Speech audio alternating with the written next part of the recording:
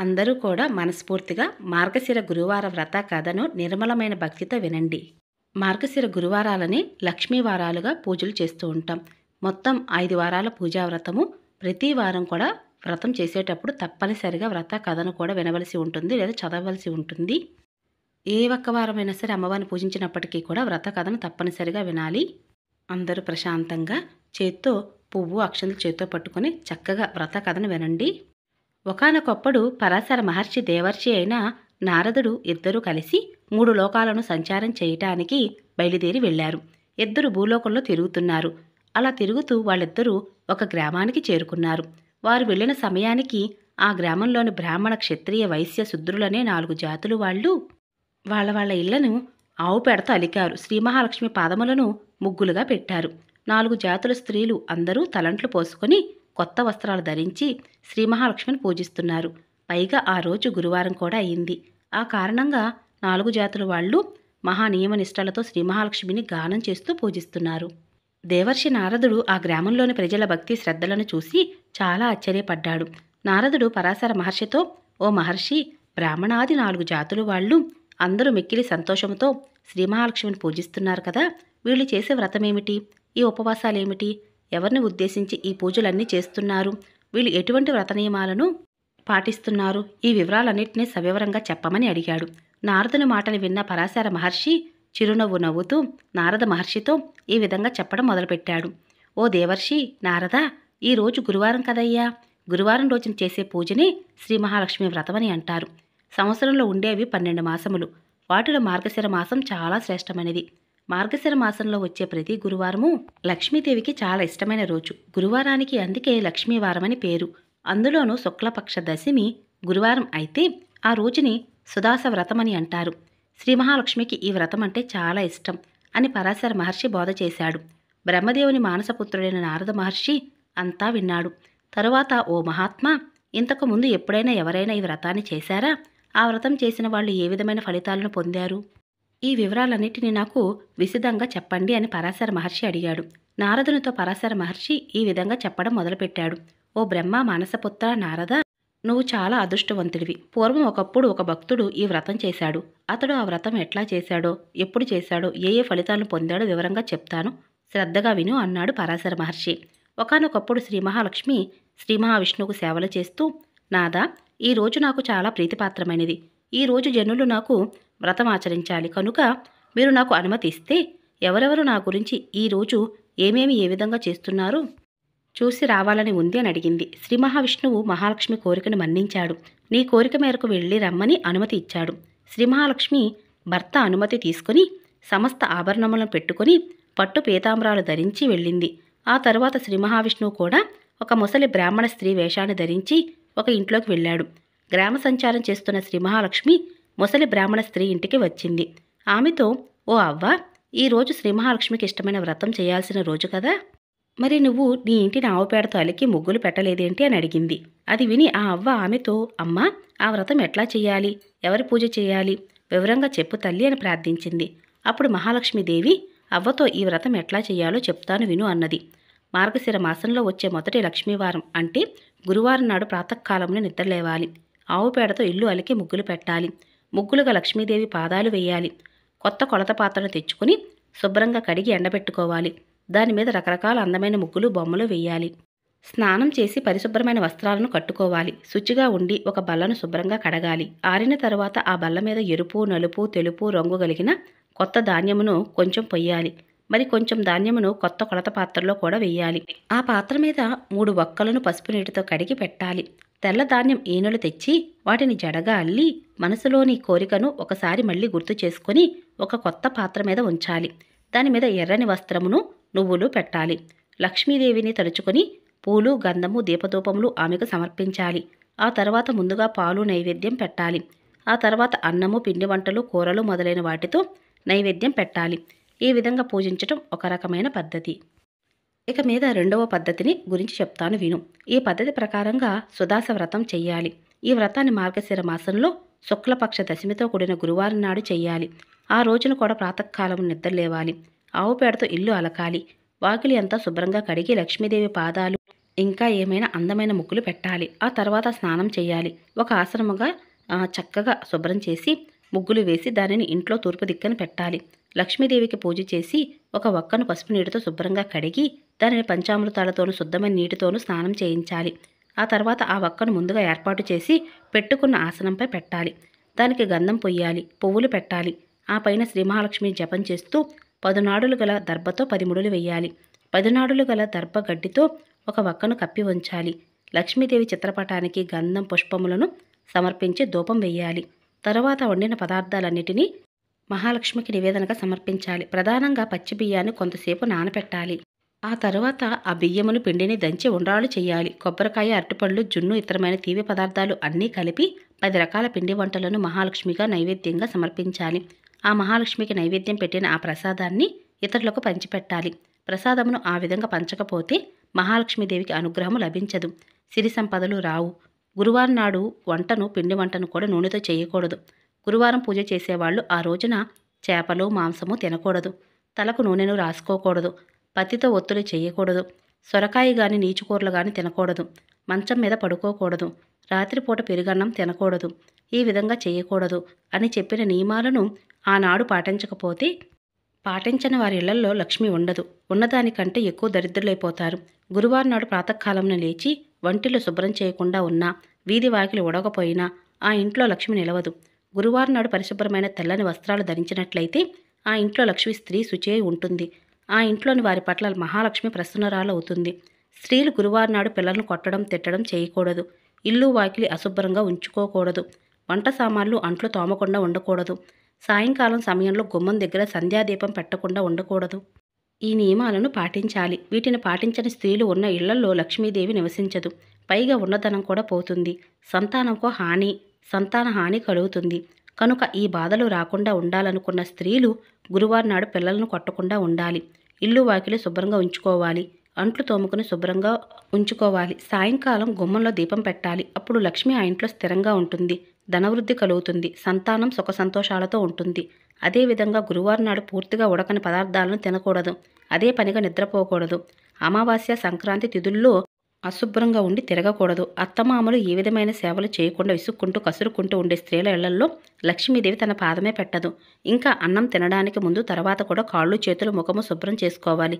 అట్లా చేసుకోకుండా ఉన్న స్త్రీ ఇతరులతో మాట్లాడేటప్పుడు కారణం ఉన్నా లేకపోయినా నవ్వుతూ ఉండే స్త్రీ, బూడిద గుమ్మడికాయను కోసే స్త్రీలు నీచమైన బుద్ధి గలవారైపోవడంతో పాటు అన్నవస్త్రాలు కూడా లేని వాళ్ళైపోతారు. ఏ స్త్రీ గురువారం నాడు తాను చేయవలసిన పూజలు చేయకుండా, ఆచరించవలసిన ధర్మాలు ఆచరించకుండా ఉంటుందో, ఎదురు పురుషునితో కలిసి ఉండడం మాత్రమే కోరుకుంటూ ఉంటుందో ఆ స్త్రీ పాపపు బావిలో పడిపోతుంది. పైగా బతికి ఉన్నన్ని రోజులు తిండికి ముఖం వాచిపోతుంది. గురువారం, అమావాస్య, సంక్రాంతి తిథులలో తినకూడని పదార్థాలు తిన్నా ఆ స్త్రీలు చివరి దశలో అనేక బాధలు పడతారు. చనిపోయిన తర్వాత యమకింకరుల చేత అనేక బాధలు పెట్టపడతారు కూడా. కనుక జ్ఞానవంతురాలైన స్త్రీ ఆ 3 రోజులలో భక్తితో భగవంతుని సేవించి ఆరాధించాలి. ఒక పూట మాత్రం భోజనం చేయాలి. తనకు ఉన్నంతలోనే దాన ధర్మాలు చేయాలి. అట్లా చేసిన స్త్రీకి ధనధాన్యాలు లభిస్తాయి. పుత్ర సంతానం కలుగుతుంది. సంతానం వృద్ధి చెందుతుంది. ప్రతి స్త్రీ కూడా తాను ప్రతిరోజు ఆచరించే పనులను బట్టి సిరి సంపదలు కలుగుతుంటాయి. స్త్రీ ప్రాతకాలమునే నిద్ర లేచిన వెంటనే ముఖం కడుక్కోవాలి. అట్లా కడుక్కోని స్త్రీ ముఖం చూసిన పాతకములు చుట్టుకుంటాయి. పైగా ఏ పని మొదలుపెట్టినా పూర్తి కాదు, ఫలితం రాదు, విజయం లభించదు. స్త్రీ దక్షిణం వైపుకి, పడమర వైపుకి తిరిగి కూర్చొని ఏ పదార్థాన్ని తినకూడదు. చీకట పడిన తర్వాత తలకు నూనెను రాసుకోకూడదు. మాసిపోయిన బట్టలు ఎక్కడ పడితే అక్కడ ఇంటి నిండా పడవేయకూడదు. భర్త ఆజ్ఞ లేనిదే ఎక్కడికి వెళ్ళకూడదు. ఇతరులు ఎవరి ఇళ్లకి అసలు వెళ్ళకూడదు. భర్త మాట వినకుండా ఉండకూడదు. భర్తకు ఎదురు చెప్పకూడదు. దైవ సంబంధమైన పనుల యందు, దైవతల యందు, బ్రాహ్మణుల యందు భక్తి, నమ్మకము లేకుండా ఉండడం, దాన ధర్మాలు చేయకుండా ఉండడం అనేవి కూడా చేయకూడని పనులు. ఈ పనులు చేసే స్త్రీలు ఉన్న ఇల్లు రుద్రభూమి అంటే శ్మశానంతో సమానం. కనుక ఆ ఇళ్లలో లక్ష్మీదేవి అడుగు పెట్టదు. ఉత్తమమైన స్త్రీ భర్తను సేవించి ఆయన ఆజ్ఞ ప్రకారంగానే ప్రవర్తిస్తుండాలి. అత్తమామలకు చేయవలసిన సేవలు వదిలిపెట్టకుండానే అతిథి సత్కారాలు చేస్తూ ఉండాలి. తన బిడ్డ, పరాయి బిడ్డ అనే తేడా లేకుండా అందరికీ సమానంగా వడ్డించాలి. భర్త సుఖమే తన సుఖంగా భావించాలి. భర్త కష్టాన్ని తన కష్టంగానే అనుకోవాలి. ఈ విధంగా స్త్రీ ప్రవర్తిస్తున్న ఇంట్లో లక్ష్మీదేవి సంతోషంతో కలకాలం ఉంటుంది. ఓ నారద, ఈ విధంగా శ్రీ మహాలక్ష్మి ఆ ముసలి బ్రాహ్మణ స్త్రీకి గురువారం వ్రతం ఎట్లా చేయాలో వివరంగా చెప్పింది. ఆ తర్వాత లక్ష్మీదేవి ప్రతి వీధికి ప్రతి ఇంటికి వెళ్ళి చూసింది. అప్పటికి ఇంకా ఏ స్త్రీ కూడా నిద్ర లేవలేదు. కాలకృత్యములు తీర్చుకోలేదు. తలలు విరబోసుకొని ఉన్నారు. ఒంటి మీద బట్ట కూడా సరిగ్గా లేకుండా గురకలు పెట్టి నిద్రపోతున్నారు. లక్ష్మీదేవి వాళ్ళందరినీ చూసి అసహ్యించుకుంది. తర్వాత ఒక మాలపల్లెకు వెళ్ళింది. ఆ పల్లెలో ఒక మూల ఒకానొక బీదరాలైన హరిజన స్త్రీ ఉంది. ఆమె ప్రతిరోజు ప్రాతకాలంలో లేచి ఆవుపేడ తెచ్చుకొని ఇల్లు వాకిలి శుభ్రం చేసుకుంది. బియ్యం పిండితో ముగ్గులు పెట్టింది. లక్ష్మీదేవి పాదాలను వేసింది. ఆ పాదాల దగ్గర దీపం పెట్టింది. అక్కడ బియ్యం పోసి దీపదోప నైవేద్యాలు సమర్పించింది. తర్వాత పద్మాసనంతో కూర్చొని లక్ష్మీదేవిని ధ్యానిస్తుంది. లక్ష్మిని ఆమె ఇంటికి వెళ్ళేసరికి ఆ స్త్రీ భక్తితో తనకు పూజలు చేస్తున్నది. అది చూసి మహాలక్ష్మి సంతోషించింది. హరిజన స్త్రీ పవిత్రం చేసుకున్న ఆ పరిశుభ్రమైన ప్రదేశంలో తన 2 పాదాలను పెట్టింది.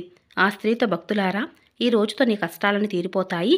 నువ్వు ఇకపై దుఃఖపడనవసరం లేదు. నిత్యమైన నీ భక్తిని నేను సంతోషించాను. నీకు ఏమి కావాలో అడుగు అన్నది. శ్రీ మహాలక్ష్మిని చూసిన ఆనందంతో ఆ స్త్రీకి నోటమాట రాలేదు. ఆ కారణంగా ఏ వరము కోరుకోలేకపోయింది. అది చూసి లక్ష్మీదేవి మళ్ళీ ఆ స్త్రీ, నువ్వు బతికినంతకాలం అష్టైశ్వర్యాలతో తొలగుతూ ఉంటావు. చివరకు నువ్వు వైకుంఠానికే వస్తావు. నా వ్రతం అప్పుడు కూడా ఈ విధంగానే చేస్తూ ఉండు. నీకు శ్రీ మహావిష్ణువు యొక్క అనుగ్రహం కూడా లభిస్తుందని చెప్పింది. ఆ స్త్రీ లక్ష్మీదేవి పాదములో ఎందే తన మనసు లగ్నం చేసుకుని ఉంటున్నది. ఆమె భక్తి చూసి శ్రీ మహాలక్ష్మి ఆనందించింది. ఆమె నివసించే పూరి గుడిసెను పెద్ద భవంతిగా మార్చింది. ఆ ఇంటిలోని 4 మూలల్లోనూ ధనరాశులు ఉన్నాయి. మహాలక్ష్మి చెప్పినట్టుగా ఐశ్వర్యవంతురాలయ్యింది. అప్పుడు కూడా మరింత భక్తి శ్రద్ధలతో నిష్టలతో మహాలక్ష్మిని ధ్యానం చేస్తూ ఉన్నది. అంతేకాదు 5 పుత్రులకు తల్లి కూడా అయినది. పరాశర మహర్షి, ఓ నారద, విను, ఇంకా ఏం జరిగిందో చెప్తాను. ఆ హరిజన స్త్రీకి లక్ష్మీదేవి వలన చాలా ఐశ్వర్యం లభించిందన్న వార్తను బలరాముడు తన దివ్యదృష్టితో చూసి తెలుసుకున్నాడు. వెంటనే మహాకోపంతో బలరాముడు విష్ణుమూర్తి దగ్గరికి వెళ్ళాడు. విష్ణు, లక్ష్మీదేవి మాలపల్లెకి వెళ్ళి అంటరాని ఆ మాల స్త్రీకి సిరి సంపదలు ఇచ్చి గొప్ప తప్పు చేసింది. కనుక ఆ లక్ష్మీదేవిని నీ మందిరంలోకి రానివ్వకు అని చెప్పాడు. అదే సమయానికి గ్రామ సంచారం పూర్తి చేసుకుని తిరిగి వచ్చిన లక్ష్మీదేవి శ్రీ మహావిష్ణు మందిరంలోకి ప్రవేశించబోతుంది. ఇంతలో బలరాముడు ద్వారానికి అడ్డంగా నిలబడి మహాలక్ష్మిని లోపలికి రావద్దని శాసించాడు. ఆ సమయంలోనే అతడి కళ్ళు, శరీరము ఎర్రబడిపోయినాయి. పళ్ళు పటపటా కొరుకుతున్నాడు. శ్రీహరి, నువ్వు ఈ ముఖం చూడకు అన్నాడు. అన్నగారి ఆజ్ఞ ప్రకారంగా శ్రీహరి లక్ష్మీదేవిని విడిచిపెట్టడానికి అంగీకరించాడు.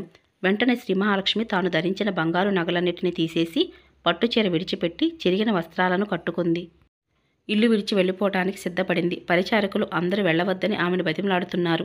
అయినా సరే మళ్లీ వస్తానని చెప్పి వెళ్ళిపోయింది శ్రీ మహాలక్ష్మి. తరువాత మహావిష్ణువు, బలరాముడు మందిరంలోకి ప్రతి గదిలోకి వెళ్ళి చూశారు. ఆ మందిరంలోని ప్రతి గది కాంతిహీనమై ఉన్నది, కళాహీనమై ఉన్నది. మందిరం అంతా ధనాగారంలో ధనము లేదు. వస్తు సామాగ్రి కూడా అంతా మటుమయమైపోయింది. వంటలు వండుకోవడానికే పదార్థాలు కూడా ఏమీ లేవు. బంగారం బిందెలన్నీ మట్టి బిందెలుగా మారిపోయినాయి.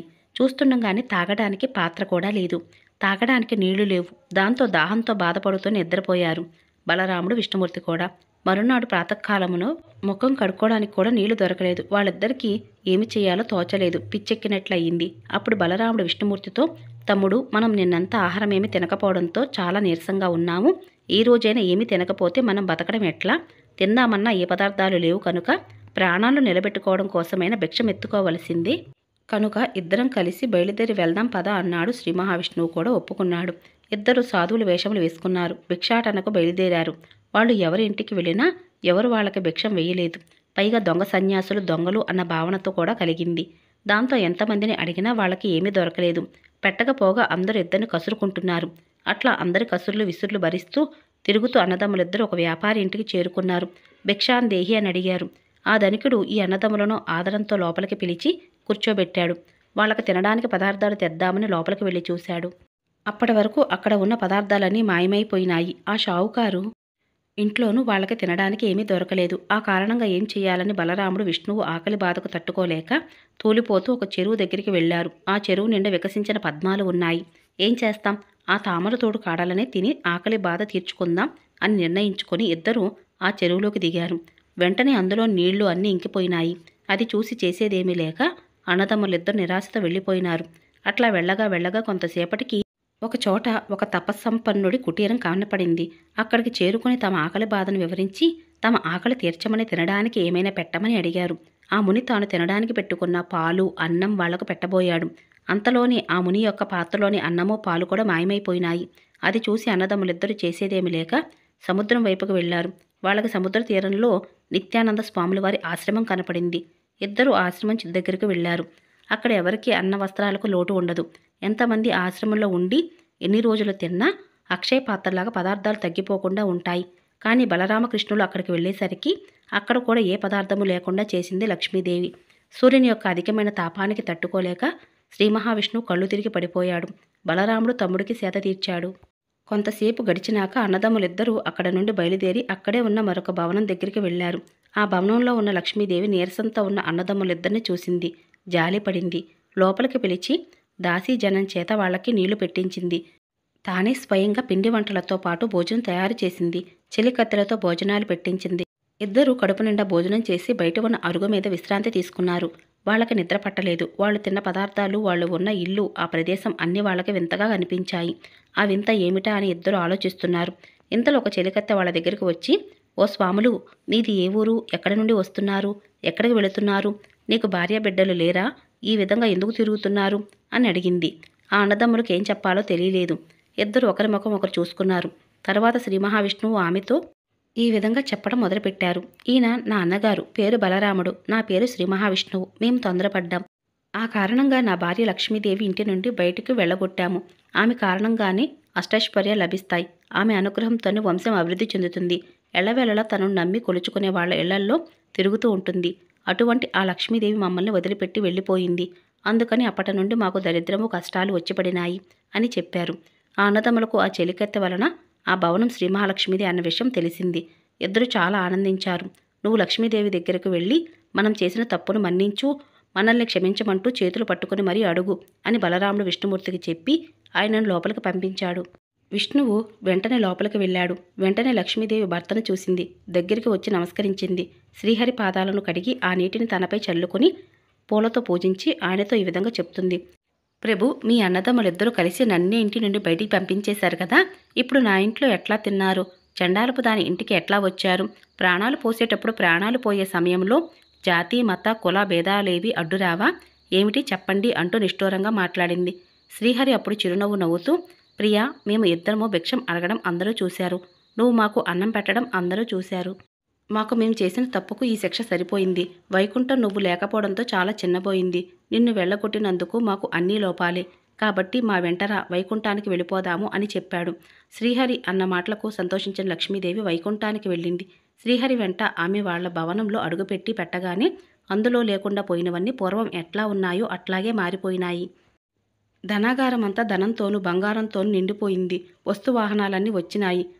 దాసీ జనంతో, భక్తి జనసందోహంతో వైకుంఠం అంతా కళకళలాడుతోంది. కనుక ఓ నారద, గురువారం నాడు లక్ష్మీదేవికి పూజ చేసి ఈ పురాణమును ఎవరు చదివినా విన్నా వాళ్ళకి గత జన్మలో చేసిన పాపాలన్నీ నశిస్తాయి. మోక్షం లభిస్తుంది. 1,00,000 ఆవులను దానం చేస్తే లభించే ఫలితం లభిస్తుంది. అష్టైశ్వర్యాలతో తొలతూగుతుంటారు. ఈ లక్ష్మీ పురాణమును చదవటం వలన ప్రతి మానవుడు ముక్తి పొందుతాడు అని పరాశర మహర్షి నారదకి లక్ష్మీ పురాణం గురించి వివరంగా చెప్పాడు. కథ మొదట్లో పువ్వు అక్షంతలు చేత్తో పట్టుకున్నారు కదండి. అమ్మవారి పాదాల దగ్గర వేసి నమస్కరించుకోండి. స్వస్తి.